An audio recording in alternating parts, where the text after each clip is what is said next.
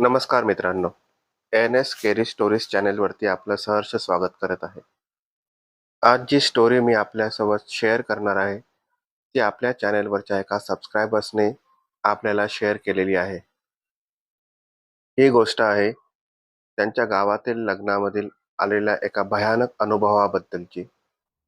ही गोष्ट सुमारे 20 ते 22 वर्षापूर्वी घडलेली आहे. ही गोष्ट प्रत्यक्ष घडताना आपले चॅनलचे सबस्क्रायबर चंदू काका हे तिथे प्रत्यक्ष हजर होते. त्यांनी सांगितलेली ही कथा. चंदू काकांच्या नात्यातील एका मुलाचं लग्न होतं. त्याकरता त्यांनी बसची अरेंजमेंट केली होती. त्या बसने ते मुंबईवरून मालवणला त्यांच्या गावाला लग्नाला गेले होते. कोकणामध्ये लग्न साधारणतः संध्याकाळची असतात. लग्नाची वरात त्याच दिवशी रात्री परत मुंबईच्या दिशेने रवाना होणार होती. लग्न खूप छान रीतीने पार पडलं. जेवण खावण होऊन सगळे विधी वगैरे पूर्ण करण्यासाठी रात्रीचे 9-9:30 वाजले. त्यांनी एक सुंदर लक्झरी बस बुक केली होती, व्हाईट कलरची. त्या टायमाला AC वगैरे अवेलेबल नव्हता, पण बस खूप सुटसुटीत आणि स्वच्छ होती. जणू काही ती नवीनच वाटत होती. सुमारे 9:30-10च्या सुमारास त्या सर्वांनी परतीचा प्रवास सुरू केला. बसमध्ये साधारण 15-18 लोक होती. गावावरून आलेली लोक परस्पर त्यांच्याच वाहनाने गावाकडे रवाना झाली होती. मुंबईकडे जाणाऱ्यांची संख्या फार कमी होती. त्यामुळे 15 ते 18 लोकांनी मालवणवरून मुंबईकडचा प्रवास सुरू केला. बस चांगली 35 ते 40 सीटरची होती. जाताना सर्वजण गप्पा मारत बोलणं रंगात येत होतं त्यांचं. ते गप्पा मारत चालले होते. सगळे पुढच्या साईडला बसले होते. मुलगा मुलगी पुढच्या साईडला बसला होते. मुलाचे आई वडील, त्यांचे नातेवाईक, चंदू काका सुद्धा त्यांच्या बाजूच्या सीटवर बसले होते. बसला मुंबईला पोहोचायला साधारण सकाळचे 7-7:30 होणार होते. एक ठिकाणी हॉल्ट झाला, चहा पाण्याचा ब्रेक झाला आणि ते पुन्हा त्यांनी आपला प्रवास सुरू केला. साधारणतः आता 12-12:30चा सुमार होता. आता मोस्ट ऑफ द लोक पेंगायला लागले होते. ते झोपत होते. ड्रायव्हर आणि क्लीनर हे बस चालवण्यात मध्ये दंग होते. आता बसमध्ये काही एवढा आवाज नव्हता. बसमध्ये शांतता होती. नवीनच लग्न झालेला मुलगा आणि मुलगी ड्रायव्हरच्या मागच्या सीटवर बसले होते. आता सगळे झोपले होते. ऑब्विसली दिवसभरच्या थकव्याने सगळे दमलेले होते. बसचा प्रवास सुरू होता. सर्वांना गाढ झोप लागली होती. काही वेळाने मुलीला कोणाच्या तरी रडण्याच्या आवाजाने जाग आली. तिने आपले डोळे किलकिले करून इकडे तिकडे पाहिले, पण आजूबाजूला तर सगळे झोपलेले होते. ड्रायव्हर काका तर बस चालवत होते. कोणीच जागं नव्हतं. पण रडण्याचा आवाज तर येत होता. तिने इकडे तिकडे पाहिलं. रडण्याचा आवाज कुठून येतोय? तिने मागे पाहिलं, तर मागच्या सीटवरती तिला एक अशी आकृती दिसली काळ्या रंगाची. कारण बसमधले लाईट सगळे बंद होते. काही दिसत नव्हतं आजूबाजूला. एखादी स्ट्रीट लाईट जर असेल रस्त्यामध्ये तरच बसमध्ये प्रकाश येत होता, किंवा जाणाऱ्या येणाऱ्या गाड्यांचा प्रकाश पडला तर. आणि आता ते अशा काही सुनसान रस्त्यावरती होते की प्रकाश बाहेरून जवळजवळ काहीच आतमध्ये येत नव्हता. तेवढ्या समोरून येणाऱ्या एका ट्रकच्या लाईटच्या हेडलाईटचा प्रकाश त्यांच्या बसमध्ये पडला. तेव्हा त्यांनी बघितलं तर मागच्या सीटवरती एक सुंदर तरुणी लाल साडी घातलेली रडत बसलेली आहे. तिला वाटलं आपल्याच वरडापैकी कोणाची तरी मुलगी किंवा नातेवाईक आपल्याच पैकी कोणाची तरी आहे. ती मागे बसून रडत आहे. आता हिला काय होतंय? तिने हळूच आपल्या मिस्टरांना हात लावला आणि त्यांना उठवण्याचा प्रयत्न करायला लागली. नवरा मुलगा गाढ झोपला होता. पण तिने म्हटली, "अहो, अहो, जरा उठता का? बघा मागे कोणतरी रडतंय." नवरा मुलगा जागा झाला. तर तो बोलला, "कोण आता रडतंय असं बोलतेस? ही तर लग्नाची वऱ्हाडाची बस आहे आणि इथे कोण रडणार आता?" ती म्हणाली, "अहो नाही, कोणतरी रडतंय. तुम्ही जरा मागच्या सीटवर बघता का?" त्याने मागच्या सीटवर नजर टाकली. कोणी नव्हतं. तो म्हणाला, "अगं तुला भास होतोय. तू झोप आता. तुला दिवसभराच्या थकव्यामुळे आता तुला असे काहीतरी भास होतायत. तू झोप." ती म्हणाली, "अहो नाही, मी तिला प्रत्यक्ष पाहिलं." तो म्हणाला, "अगं झोप आता. तुला खरंच कदाचित भास झाला असेल." असं म्हणून ते सगळे झोपी गेले.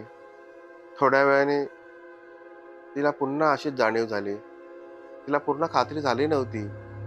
अ, पण आता काय बोलणार? नवीन लग्न झालंय. आता अशा मुलीला भास व्हायला लागले, काय व्हायला लागले. आता थोडं तिला विचित्र वाटत होतं. पण थोड्या वेळाने तिला पुन्हा असा रडण्याचा आवाज यायला लागला. म्हणून तिने मागे पाहिलं. आता ती मुलगी 2 सीट पुढे येऊन बसली होती आणि रडत होती.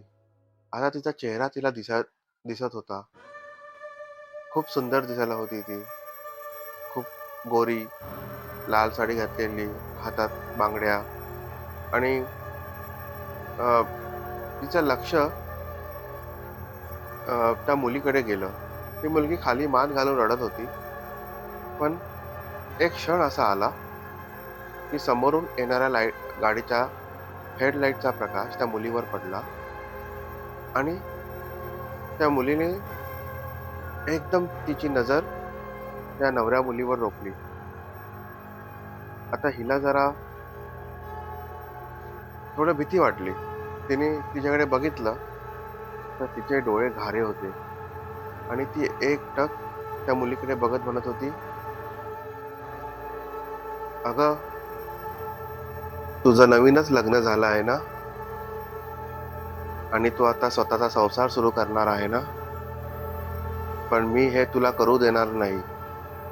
माझ्याबरोबर जे झालं, तेच मी आता तुझ्याबरोबर करणार." आणि ती विचित्र आवाजात हसायला लागली. आता मात्र ही घाबरली. ही जोरात किंचाळली. तसे बसमध्ये सगळे जागे झाले. चंदू काका पण जागे झाले.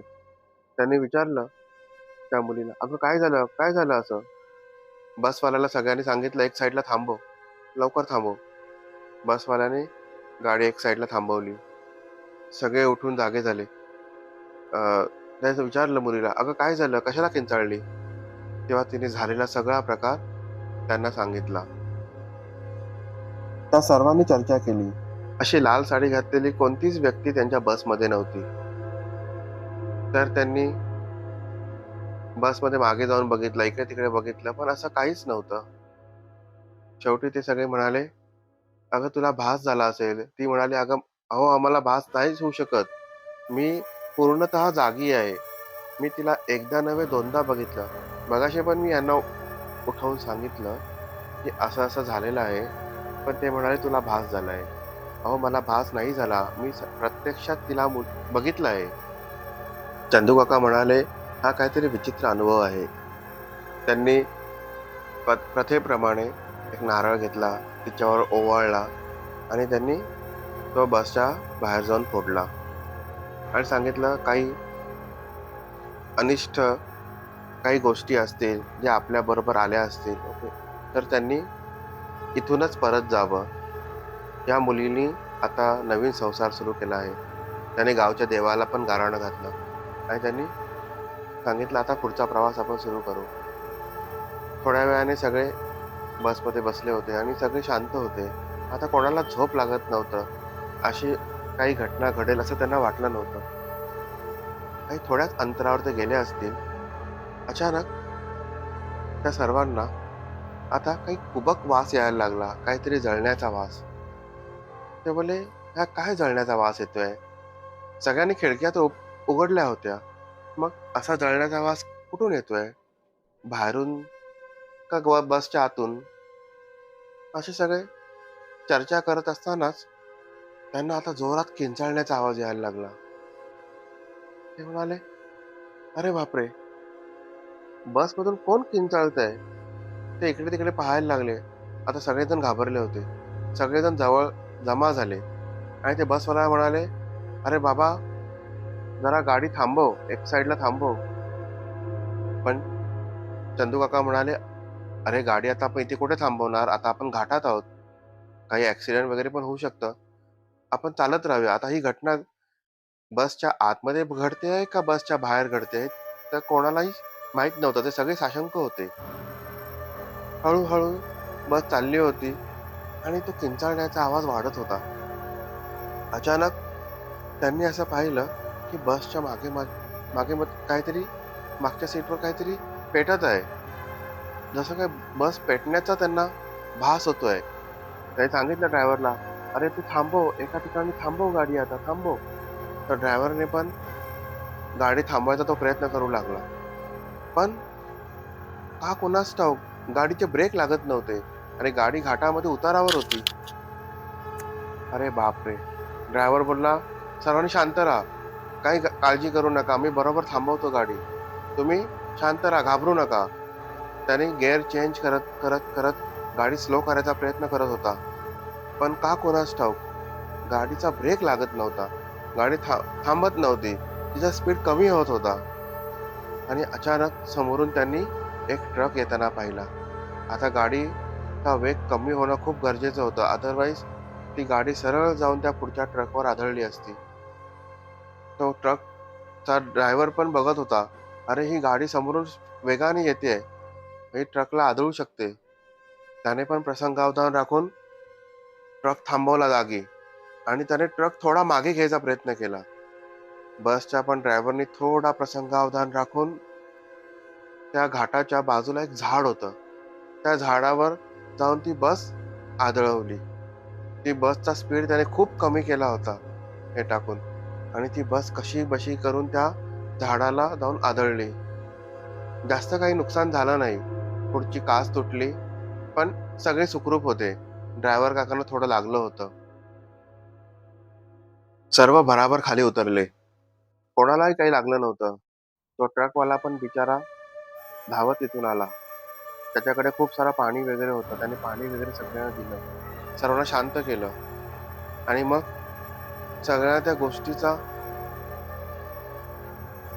विश्वासच बसत नव्हता, की असं काय अचानक त्या बसमध्ये होत होतं, की असा भास झाला आणि बस तर व्यवस्थित चालू होती. अचानक कसं काय तिचा ब्रेक फेल झाला. ड्रायव्हर काकांनी पण सांगितलं, "अहो बस तर व्यवस्थित चालू होती आणि ही गाडी तर जास्ती जुनी पण नाहीये. तर असं कसं काय होईल? मी सगळं चेक करून ही गाडी आणली होती." तेवढ्यात त्या नवरी मुलीचं लग्न त्या नवरी मुलीचं लक्ष बसमधील मागच्या सीटकडे गेलं. मागच्या सीटच्या खिडकीवरती तीच मुलगी तिच्याकडे रागाने बघत होती. आता तिने सर्वांना दाखवलं, "बघा, बघा मागच्या सीटवर कोण बसलंय. बघा." सर्वांनी पाहिलं. खरोखरच एक मुलगी लाल साडी घालून मागच्या सीटवर बसली होती. तिचे डोळे एकदम घारे होते. एकदम गोरी फटफटीत ती मुलगी होती. एकदम विचित्र दिसत होती आणि ती हसत होती का रडत होती काहीच कळत नव्हतं. कारण तिचा एकदम विचित्र आवाज ती करत होती. सर्वांनी ती गोष्ट पाहिली. आता बस ड्रायव्हर तो पण घाबरला. तिथून आलेला समोरचा जो ट्रकचा ड्रायव्हर होता, त्याने सुद्धा ती गोष्ट पाहिली.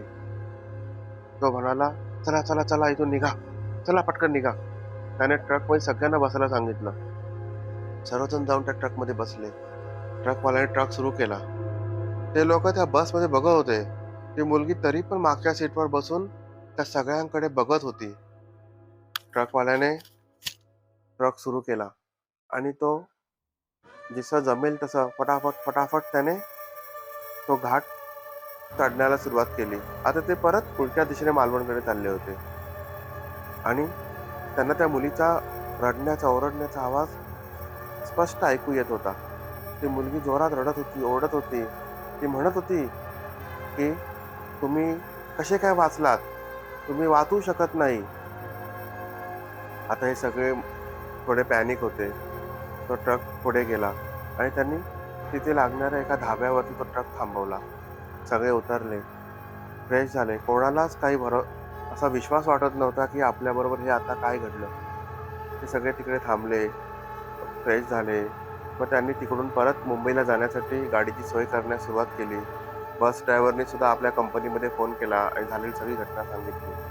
त्याच्यानंतर त्यांनी तिथून एक बस पाठवली.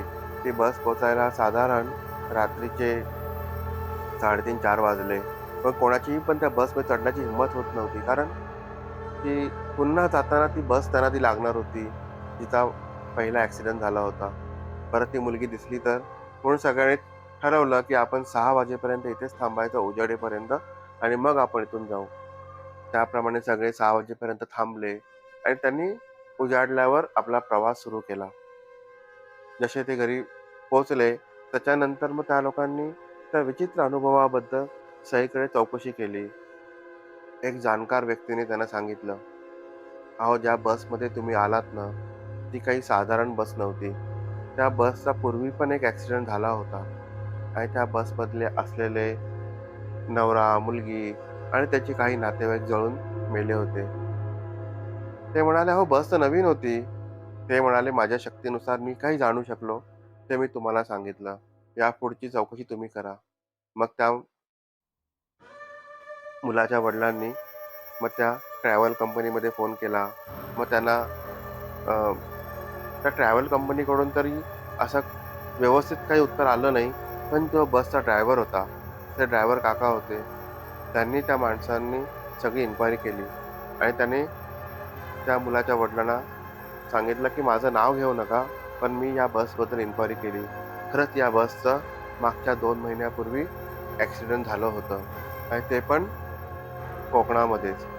त्याच्यानंतर मग मालकाने ही बस रिपेअर केली, पूर्ण दुरुस्त केली आणि रंगरंगोटी करून त्यांनी ती पुन्हा वापरायला सुरुवात केली. पण असं म्हणतात, की त्या मुलीचा आत्मा अजूनही त्या बसमध्ये आहे. स मालकाने मग ही बस लग्न कार्याकरता वगैरे देण्यास बंदी केली, की ही बस लग्न कार्याकरता वापरली तर परत अशा काही घटना त्या मुलीच्या श्रापामुळे किंवा त्या असंतुष्ट आत्म्यामुळे घडू शकतात. म्हणून त्याने ती बस तशी देण्यास बंद केली. पण का माहीत चुकून जे बस बुकिंग करतात त्यांच्या ही गोष्ट लक्षात नाही आली आणि हीच बस त्या दिवशी अवेलेबल होती म्हणून ती अलॉट झाली. पण आपण खूप मोठ्या वाईट घटनेतून वाचलो. चंदू काका म्हणतात, "आजही ती गोष्ट आठवली तरी अंगावर शहारा येतो. त्या मुलीचा चेहरा आम्ही स्पष्ट पाहिला होता. पुन्हा कोणाला काही त्रास झाला नाही. पण त्या मुलीचा विव्हळण्याचा आवाज आणि हे अजूनही आम्हाला भास होतात." नंतर आम्ही त्या ड्रायव्हर काकांकडे इन्क्वायरी केली. आता मालकाने ती बस वापरणंच बंद केलं. त्या बसला स्क्रॅपमध्ये विकून टाकलं त्यांनी आणि ती पुन्हा अ, अशी कुठल्याही कार्याला वापरण्यात येणार नाही याची काळजी घेतली. ही भयानक गोष्ट मित्रांनो, चंदू काकांनी स्वतः अनुभवली होती आणि त्यांनी ती आम्हाला सांगितली. ही गोष्ट तुम्हाला कशी वाटली? हे तुम्ही नक्की कमेंट करून आम्हाला सांगा. ही गोष्ट आवडली असल्यास चॅनलला सबस्क्राईब करा. धन्यवाद.